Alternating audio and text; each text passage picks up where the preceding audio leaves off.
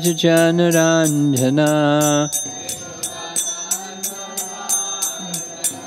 Jasodanandana Brajajanaranjana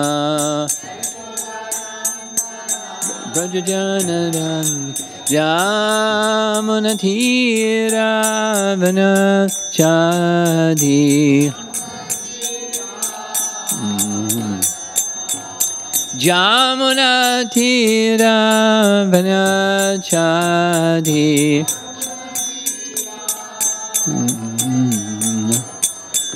Jaya Radha Madhava Kunja Vihari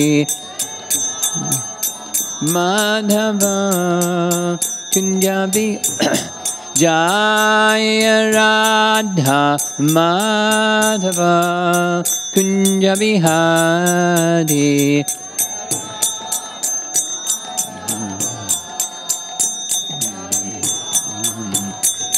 Gopijana Balabha Girivardhari Girivardhari Gopijana Balabha Girivardhari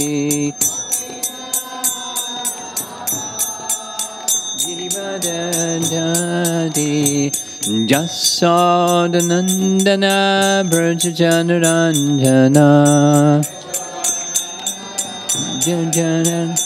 Jasodanandana Brajajanaranjana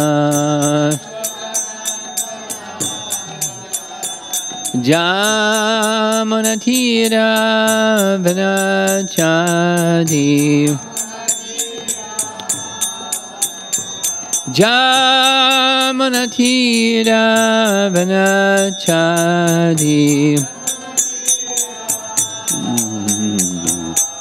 Jaya Radha Madhava Kunja Vihari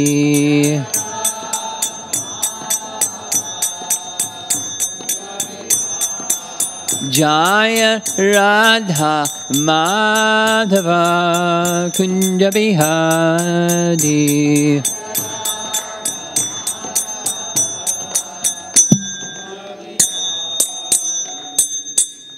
Jaya Vishnupad Paramahansa Pariviragacharya Astatarasitasi Srimada's Divine Grace A.C. Bhaktivedanta Swami Srila Prabhupada Ki Ananta Koti Vaishnavrinda Ki Grantaraj Srimad Bhagavatam Ki Gaur Pemanandi.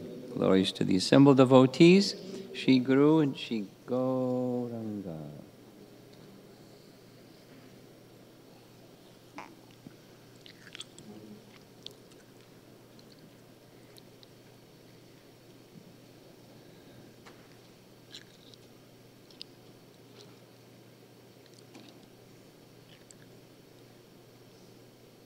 This is the beginning of in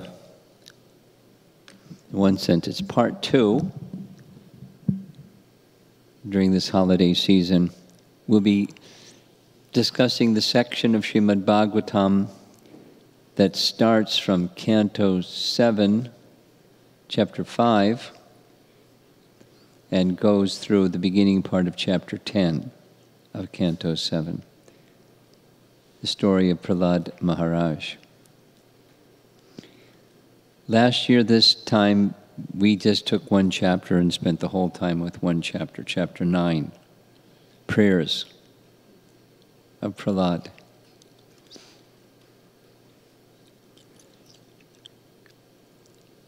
But the prayers of Prahlada, as wonderful as they are, it's incomplete, in one sense, without the teachings of Prahlada. And there's several important sections. You'll notice, those of you that are familiar with Prabhupada's lectures and writings, very often quoted verses, so we'll spend more time on those verses, but many times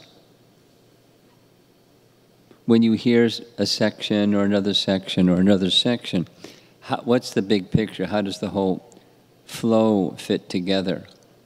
The flow of the prayers and the whole story.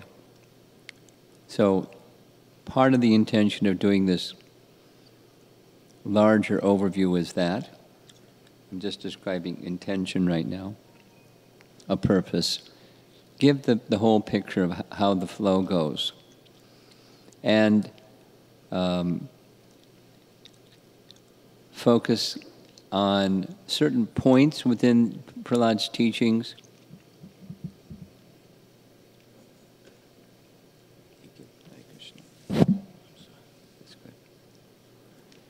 Focus on certain points within Prahlad's teachings and try to appreciate the mood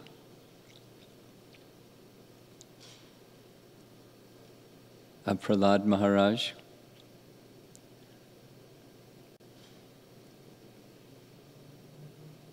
I'll mention this now. It comes in chapter 10, towards the end of this whole section. Madhvacharya quotes, in relation to that section of Srimad Bhagavatam, he quotes Skanda Purana, where essentially the Skanda Purana section says, of the 12 Mahajans, so it's not only Srimad Bhagavatam that recognizes 12 Mahajans, but Skanda Purana also, Prahlad is the best. Now that's quite a title or an appreciation. And he's teaching the ways of pure devotional service. So we'll learn a lot by hearing his teachings.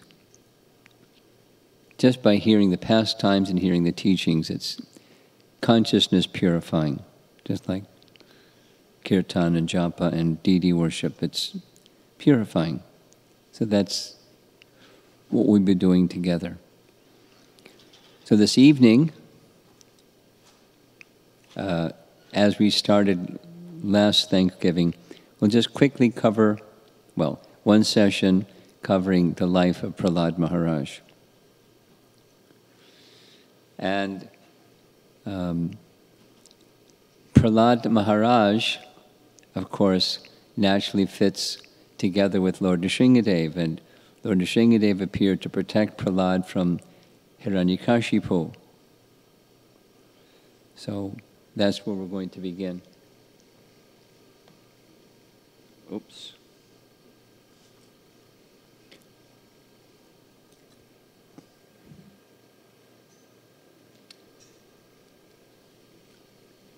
The slides are not moving.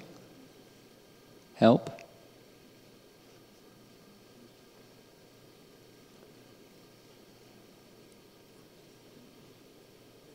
The slide is not moving.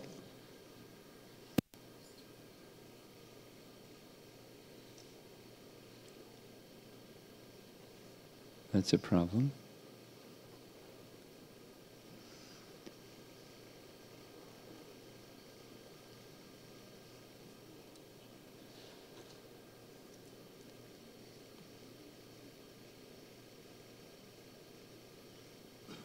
There we go. Okay. Here you see really nice painting of the four Kumaras. The four Kumaras are the first sons of Brahma.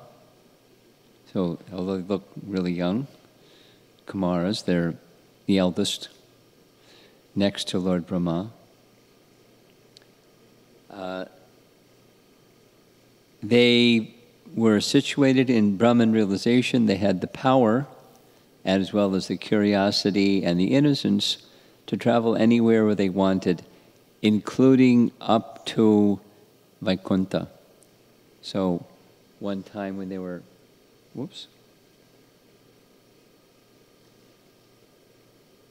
when they were trying to enter the seventh gate of Vaikuntha, Jai and Vijay were at the gate, and they looked them like small little naked children. only 5 or 6 years old, and when they saw them looking like this, they forbade them to enter. And when they were forbidden to enter, they uttered this curse. We all know the story. But this is Srila Prabhupada's gloss or summary of this pastime. Being agitated by the material qualities of passion and ignorance, you're unfit to live at the shelter of Madhudvisha's lotus feet, which are free from such modes. Those of you that attended this seminar last year, you remember we saw this 2 or 3 times. Madhu, Dvisha, its root is dvesha. Dvesha means anger, and the Lord has the pure quality of anger, free from the modes of passion and ignorance. Pure anger, untainted by ignorance and passion modes. So that's the Lord. Within Him is everything. And the 4 Kumaras are seeing Jai and Vijay are tainted by ignorance and passion, and thus they're not qualified to be in Vaikuntha. Better that they go take their birth in the material world in the family of Asuras. That's their curse. And here's another illustration of the 4 Kumaras coming to the 7th gate of Vaikuntha, and this little confrontation with Jai and Vijay, not allowing them to enter.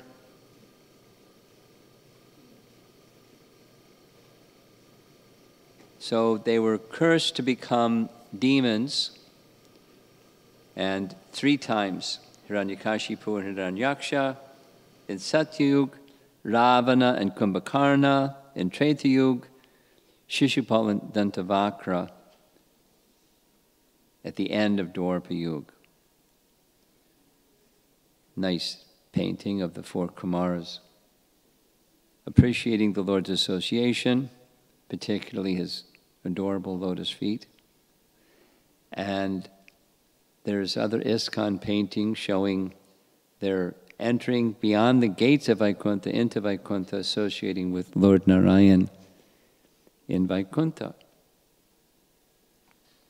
Here's another illustration of, there's Lord Narayana to our left, and Jai and Vijay who are bowing, and the 4 Kumaras next to them, because he came to the gate and there was this exchange where he accepted the curse. Now, and they descend down to the material world. It's a detail that I came across since last year, and that is, there's a description from 3rd Canto Srimad Bhagavatam, chapter 16, verse 29, where the curse of Jai and Vijay are spoken by the Kumaras. And Vishwanath Chakravarti Thakur's commentary, the conclusion of it is, they did not descend, but their expansion descended, and they stayed and continued to serve in Vaikuntha. Because his commentary says, when they were cursed, they began to cry. And the Lord didn't want to see them cry and said, so you don't have to go, you can stay. But then he said, but it's my word that I uphold the word of my devotee, and the Brahmanas have given their curse, so you must go. So go in your expansion, and you stay here and continue to serve. And then he gives as confirmation of this conclusion, a very interesting confirmation. During a battle with Bali Maharaj and agents of Lord Vishnu, the long list of the agents or associates of Lord Vishnu includes Garuda and others. Nanda, Sunanda, Jai Vijay, Prabala, Bala, Kumuda, Vishvaksena, Pushpadanta, and so forth. This is Canto 8, Chapter 21. So they were doing battle with Bali Maharaj and the demons.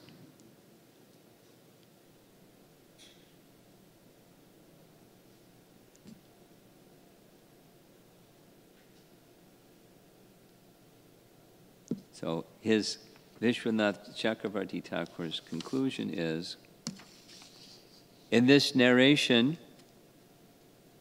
Jai and Vijay are mentioned among the associates of the Lord fighting. So they're of the spiritual world. But after being born as Hiranyaksha and Hiranyakashipu, they would later be born as Ravana and Kumbhakarna. The explanation of their expansions must be given in order to resolve the contradiction of being simultaneously in the form of demons and associates of the Lord.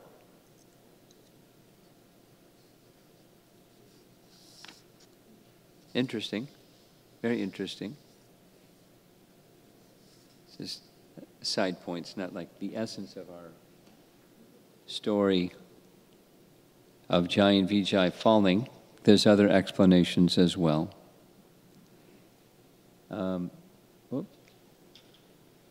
They fell. When the two first births, Hiranyaksha and Hiranyakashipu, took place, the Bhagavatam describes the whole earth shook because they became terribly demoniac. And the younger brother, Hiranyaksha, was serving his older brother by taking gold from wherever he could find it and bringing it to where his elder brother was to serve him. But by so doing, the whole Earth planet fell out of orbit. It became imbalanced and fell out of orbit and went to the bottom of the Garbhodak Ocean. And the demigods went to Lord Brahma. Lord Brahma considered what to do, and as he was contemplating what to do, Bhagavatam describes a size of the upper portion of a thumb came from his nose, the size of a form of a boar that grew and grew and grew, and eventually, as Brahma was watching, this boar became gigantic and rising into the sky like a great elephant. And then this Lord Varaha plunged with his hooves first into the bottom of the Garbhodak Ocean to rescue the earth. Hiranyaksha was disturbed because that was his territory, and so a big fight began between the two. And here's a nice ISKCON painting of that battle.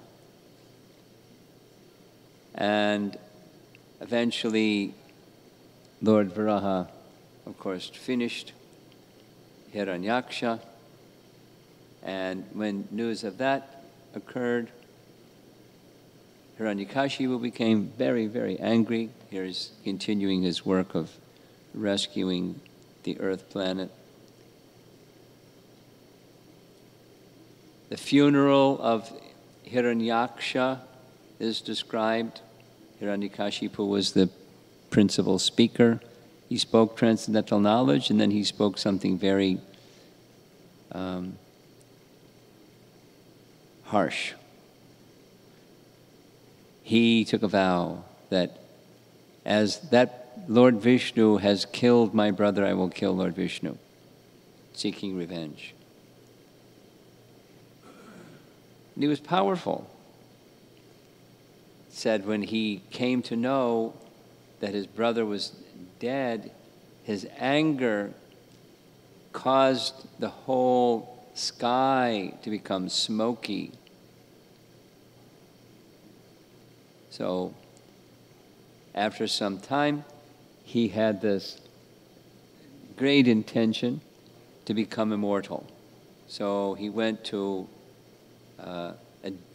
deep into the forest and within a mountain range, engaging in austerity, very severe austerities for a long time. There you see fire coming from his head and becoming so powerful. The whole universe was trembling. And so Lord Brahma later came, and from his kamandalu he removed the anthill that had covered his body, because he was there. Long narration. He was a mystic, and he knew how to preserve his life by circulating his life air within the hollow of his bones. So that's how he sustained his life. There's an image of Lord Brahma coming to give his benediction. And while Hiranyakashipu was gone, the demons who were his associates, they fled. The demigods were coming with their armies and again regained their kingdom, because Hiranyakashipu had taken over the kingdom of heaven and was ruling there. When they came, they found,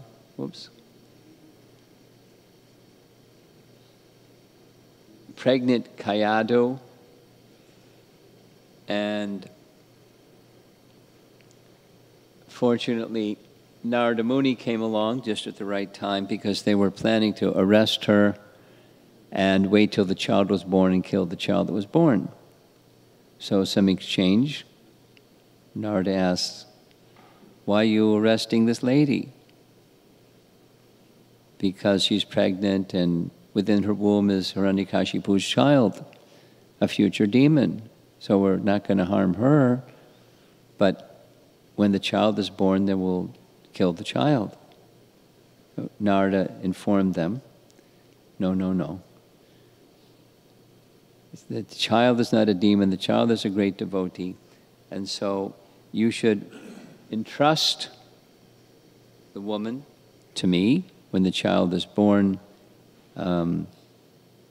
he'll be in good care. So just hearing from Narada was sufficient for them. They had that kind of capacity and trust. And so Narada instructed her in transcendental knowledge for a long period of time. She made a particular request of Narada, "O great sage, could you give this benediction that my child not be born until my husband returns?"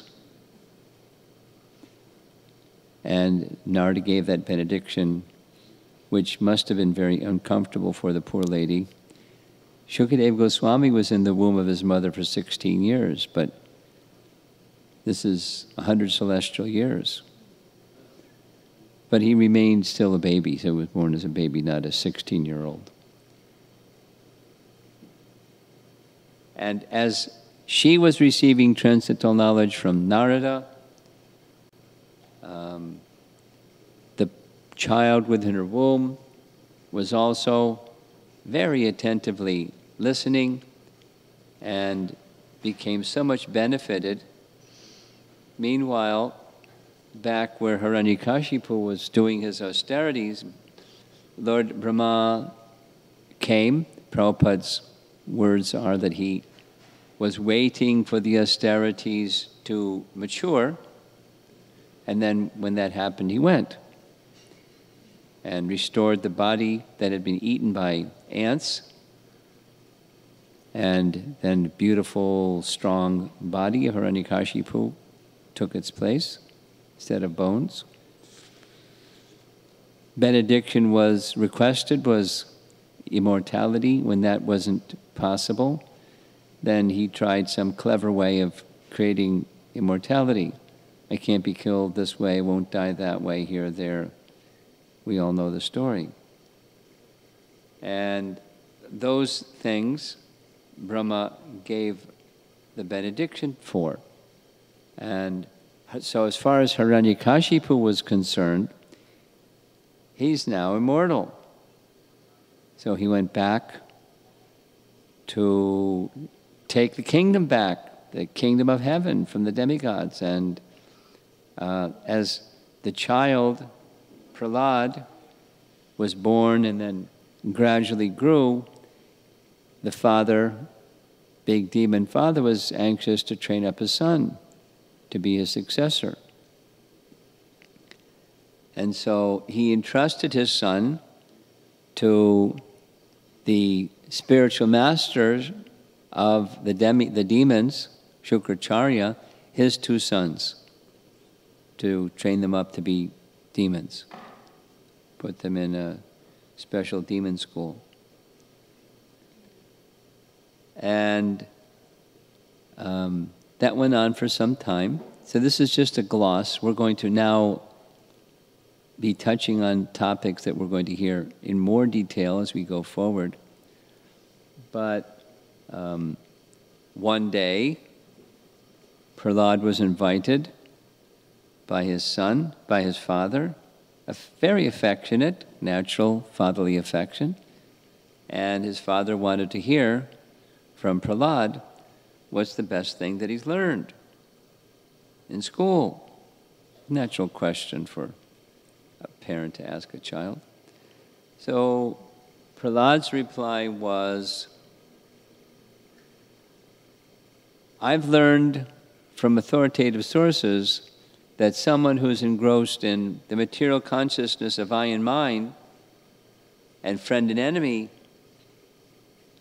and is attached in household life should give up that household life and go to the forest and worship the Supreme Personality of Godhead.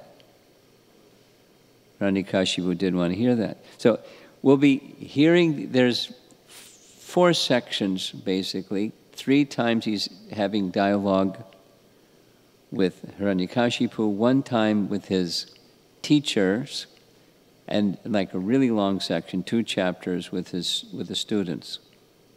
These are the teachings of Prahlada, the teaching of pure devotion.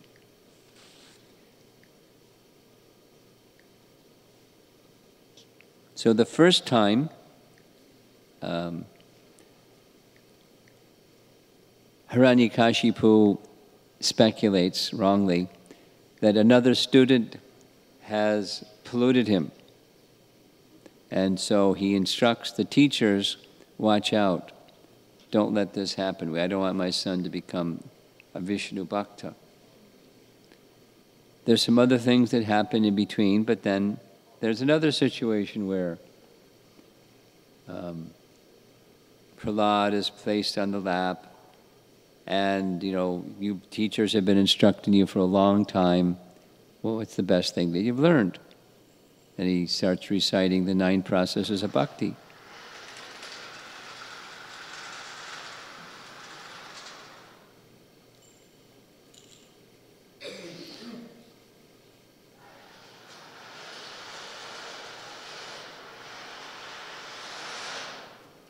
And then he yells at Sandanamarka, you're polluting this boy. And they said, no.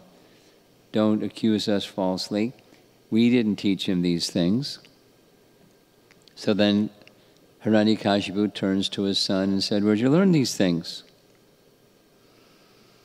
And he says some really heavy, pure devotional responses. And his father then decides to try to kill him, because not only you're devoted to the enemy, but now you're an enemy. you're not a family member, you're an enemy, and so you should be killed. So he orders that his son be killed. And he has lots of plans, and none of them work. Oops. As you see in the images here. Tossed off a cliff, trampled under elephants, put in a pit of snakes. Oops. Oops.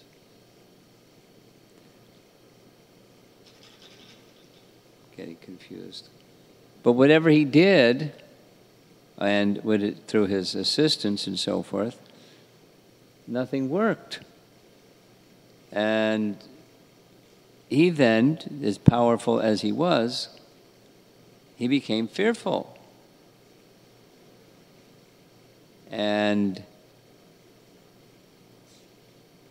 because he's never been stopped. He's unstoppable. He's the most powerful person in the universe.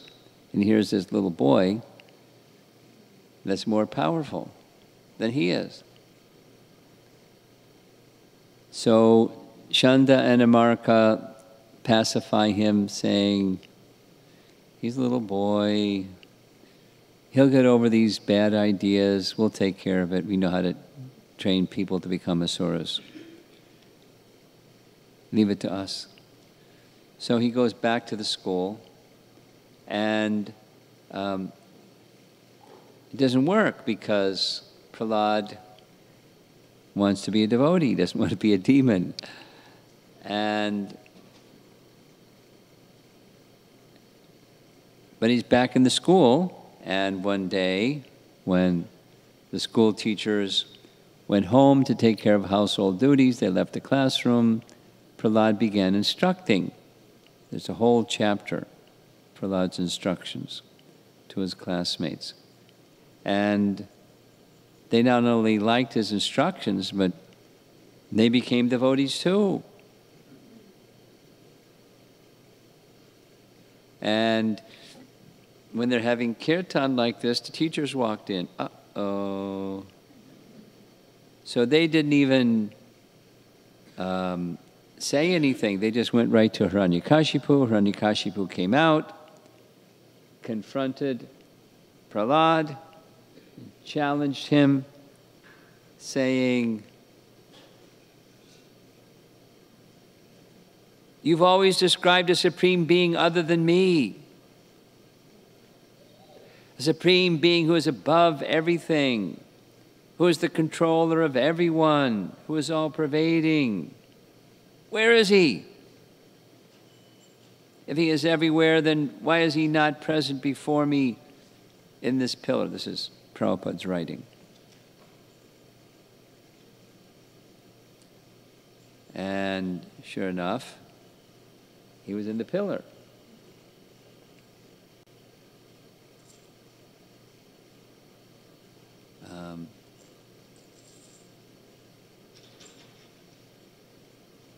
Hiranyakashi, there's different versions, of course, but this version, Prabhupada is saying he struck the column with his fist. Usually we hear he struck it with his sword. And to prove that the Supreme Lord is present everywhere, even within the pillar of an assembly hall, Lord Nrsingadev appeared. Oops. Oh.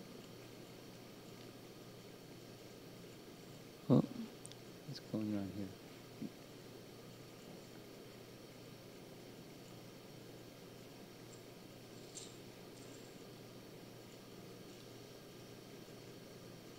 What's going on? Something's missing. Yeah, there we go.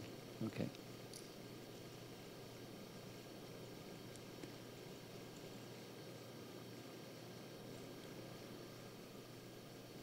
Now, the text here says it was the form was never before seen, but I'm sure you remember, and we'll touch on it one evening. This was the sense that even the goddess of fortune had, that she had never seen this form before, was the Lord, Vishwanath says, the Lord's Leela Shakti, so that she could feel astonished, Adbhuta Rasa, and thus everyone was, their relationship with the Lord was enhanced and strengthened by that Adbhuta Rasa. Just, it's all Leela anyways.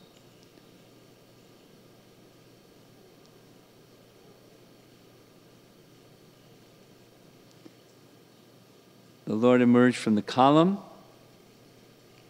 and this is Lord Nrsingadev, inseparable from the life of Prahlada, and a major battle ensued, and back and forth, and eventually Lord Nrsingadev concluded the whole pastime by placing Hiranyakashipu over his lap and bifurcated his body with his nails in such a way that the benediction given by Lord Brahma was upheld. Nothing was violated from the words of a Brahmana. And after Hiranyakashipu was killed, all the soldiers and generals and assistants of Hiranyakashipu came. The Lord exhibited many more arms and finished them all. And after he finished them all, there was an attempt by the demigods and others to pacify Lord Nrsingadev, but there's a whole chapter, in fact, of prayers, but they were unable to subdue his anger. And so Lord Brahma specifically asks Prahlada to come forward. And that's where the prayers section, so now we're already up to chapter 9. And he goes before the Supreme Lord and very humbly bows before his feet. The Lord lifts him with his hand and then places his hand upon the head of Prahlada, and placing his hand upon the head of Prahlada, his whole body becomes ecstatic, and Brahma Gyan is filled within the heart of Prahlada, and he speaks his wonderful prayers.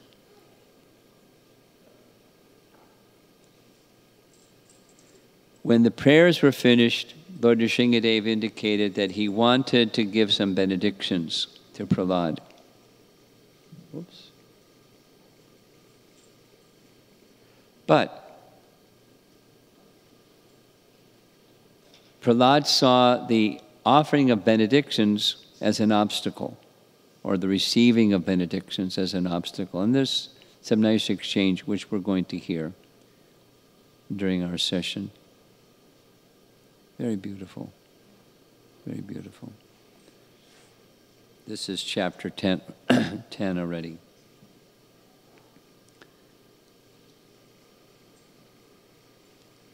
If anyone engaged in devotional service to the Lord prays for personal sense gratification, he cannot be called a pure devotee, or even a devotee. He may be called only a merchant, engaged in the business of give and take. Similarly, a master who wants to please his servant after taking service from him is also not a real master. Now, these are Prabhupada's words. This is not exactly the quotes from the Bhagavatam. Prahlada Maharaj therefore did not ask anything from the Supreme Personality of Godhead. Rather, he said that if the Lord wanted to give him a benediction, he wanted the Lord to assure him that he would never be induced to take any benedictions for the sake of material desires. The Lord gave some benedictions anyways, not because he wanted them, but there had to be a successor to Hiranyakashipu to rule in his kingdom. And so Lord Nrsingadev gave him the benediction that he would rule his father's kingdom for a long time, the end of the Manvantar. That's a long time. And he would be protected just by hearing, to show the way of pure devotional service, engage in hearing for his own protection, and teach bhakti yoga, because that's what the duty of a king is. So those were the Lord's benedictions. Prahlada accepted and made an additional request: please deliver my father from the sinful reactions. And Lord Nrsingadev says it's already done. Not only he's delivered, but because of your pure devotion, 21 generations before you, they're liberated. And then the request was made of Prahlada to perform the funeral ceremony for his deceased father, which he did. And amongst the many nice paintings of Prahlada and Lord Nrsingadev, this one is especially very sweet. In his prayer section, Prahlada indicates that he's not at all fearful of the sharp teeth and claws and the roaring of Lord Nrsingadev, because he knows that's intended for the demons like Hiranyakashipu. But the Lord Nrsingadev, is naturally affectionate to his devotee. So on the one hand, this exhibition of really, really intense emotion, of anger, on behalf of Lord Nrsingadev shows he's ready to protect his devotee, but then for the devotee, the anger isn't there, it's something else. Very kind, very sweet, very affectionate. And that's the nature of the personality of Godhead. It's also particularly the nature of Lord Nrsingadev.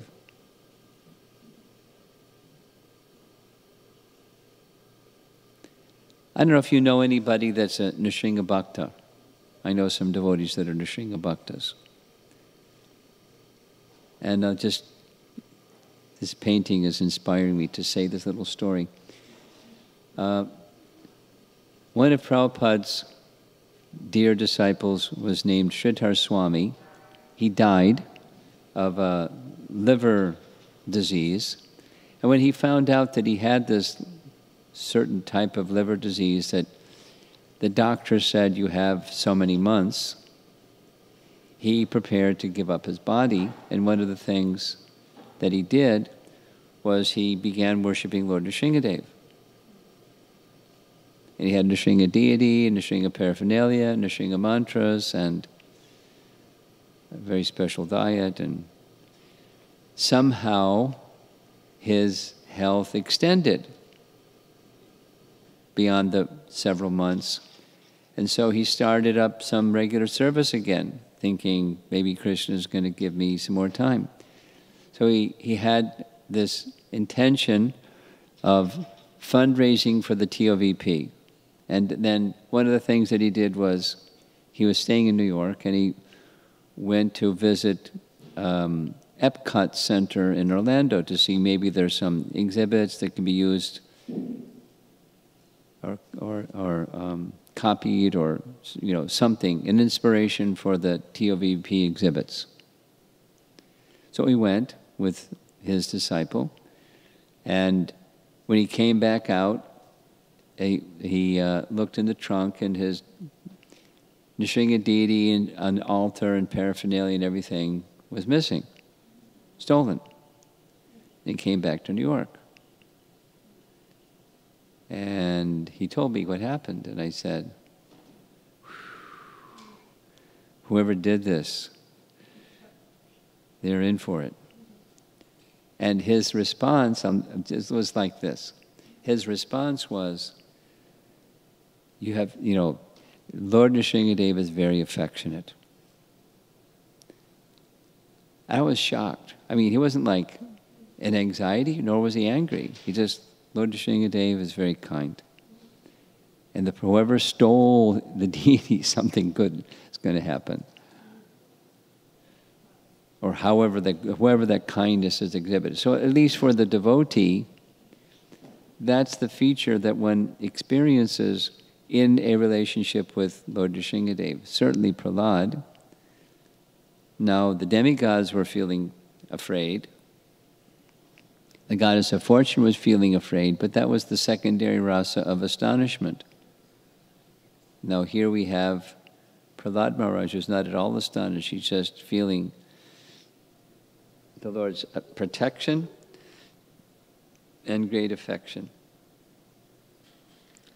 Some images, the deity of Lord Nrsingadev and Prahlad, of course, are centered in Vrindavan, and similarly Prahlad Nrsimha in Sridham Mayapur. And there's another Prahlad Nrsimha in Germany. I didn't show an image.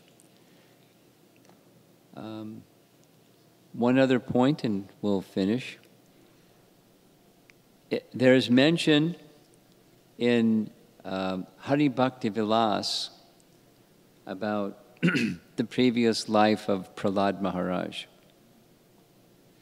And the reference is from Brihad Nrsimha Purana.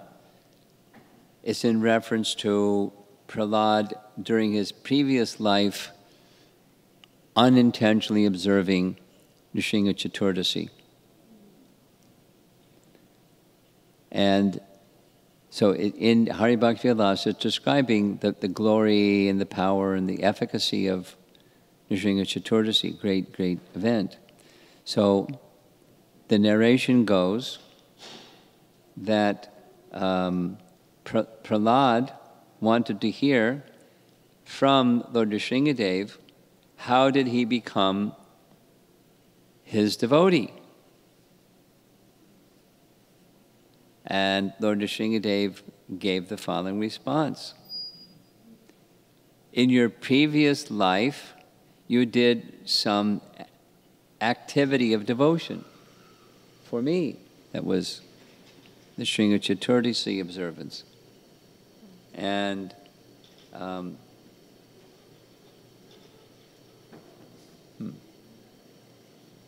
in your previous life, you were a Brahmana by birth, but you didn't live the life of a Brahmana. Instead, you became attached to a prostitute. And you became so attached to the prostitute that you didn't do any kind of spiritual activity except one. You observed Nrsimha Chaturdasi. And how that happened was due to attachment to the prostitute. You became accustomed to drinking, various sinful activities, never studying the Vedas, and you spent your time at the house of the prostitute. So you didn't live a very good life. Then something very fortunate happened. One day, you and she quarreled. Whoops, what happened?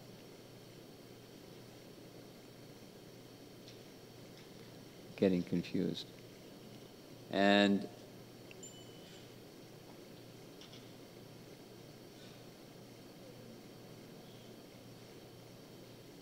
yeah. So when you had the quarrel, you were upset. And when you were upset, you didn't eat. Not only you didn't eat, but you couldn't sleep at night. So he observed fasting, and the prostitute, same thing. She fasted and was up all night. And so you unintentionally, unknowingly observed Nrsimha Chaturdasi. And because of that, so much pious activity in this life, you're now my devotee.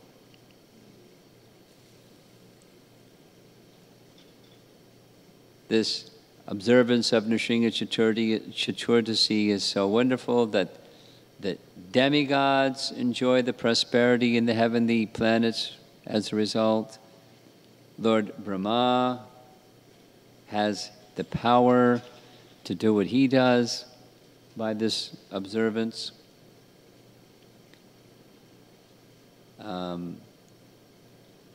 Because of that strength of that observance, you've now become my devotee. The prostitute, in her next life, she became an apsara, and then in the life after that, went back to Godhead.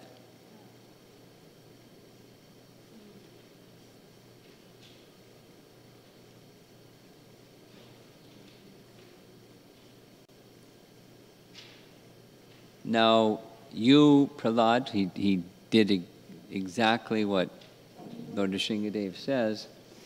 Preach, because same thing, the way the conclusion of the Bhagavatam section comes. Become the king, teach the ways of bhakti yoga, and you do that for the benefit of the whole world. And then, at the end of your life, you'll return back to me. Now, that's a different version than the Bhagavatam version. But it's quoted in Hari Bhakti Vilas, so one can take it that it's another one of the yuga cycles, because it can be different yuga cycles. So the one in the Bhagavatam mentions he was sent, presumably from the spiritual world, from Vaikuntha. Prahlad was sent to teach the way of pure devotional service. And this Hari Bhakti Vilas expression is a little different. So, two different yuga cycles, two different Prahlads, which is just fine. So these are our personalities: Prahlad and Nrsimhadev, Narada Muni, the spiritual master who gifted Prahlad with what he became. And similarly, we're at the mercy of our founder Acharya, hearing all of this in a pure and transcendentally descending fashion, transmitted fashion, disciplic succession fashion. So same benefit can be there for us. That's the method of Srimad Bhagavatam, hearing these topics about the Lord's activities and the activities of his pure devotees, and particularly Prahlad Maharaj's teachings of the way of pure devotional service. The principles we can't imitate, but the principles of pure devotion that he expresses are so valuable for us.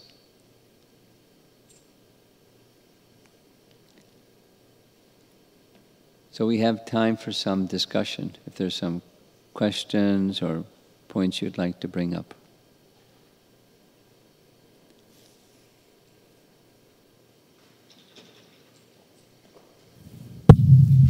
Okay. Yes. Krishna Maharaj, you mentioned that Prahlad Maharaj was fasting on Nrsimha Chaturdasi in his previous life. So how could there be a Nrsimhadev without Prahlad Maharaj, or is it kind of his eternal form in the spiritual world? It's a different, if I understood your question correctly, it seems like it's a contradiction from what Bhagavatam says. Yeah. So I answered that by saying there's different yuga cycles, different Lord Nrsimhadevs, different Prahlads. same essential pastime. The one is from the spiritual world, the other is this one. Okay?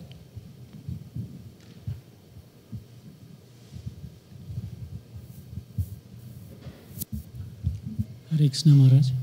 So you said Jaya Vijaya also, they took, they expanded themselves into the material world.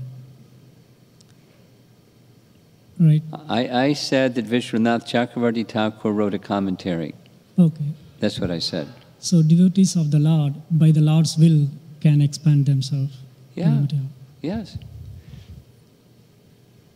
He can. Residents of Vaikuntha can. Okay. And devotees can. Okay. Here's a nice story. Yeah. Giriraj Maharaj in Juhu was asking Prabhupada during a morning walk. It's recorded and you can look it up. Prabhupada, it is said that after Krishna departs this world, he goes to another universe and performs his pastimes in another universe, and then another universe, and another universe, and another universe, because it's Nitya Leela. He's always doing his pastimes. So with him, there's his devotees, like Arjuna. So there's an Arjuna in this universe, and Arjuna in that universe, and Arjuna in that universe. And Prabhupada said, yes, Arjuna can expand himself for service to Krishna, or Krishna can have him manifest expansions. It doesn't give the technology, it just presents a principle. Right. There's other things like that that occur here and there. Expansions of the demigods came to take part in Krishna's pastimes, and then the expansions returned to their original position, merging into the body of the demigod that they were expansions of. You're familiar with that, right? Right. Yeah. Drona and Dara, that whole thing. Nanda and Jasoda. So, the technology is unique, but yes, devotees at the will of the Supreme Lord can expand for service to Him. It's very wonderful to hear that. Okay. Thank you, Maharaj.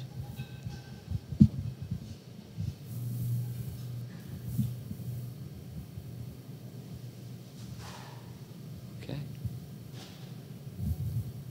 Srila Prabhupada ki, Prahlada Maharaj ki, Gaur Premanandi.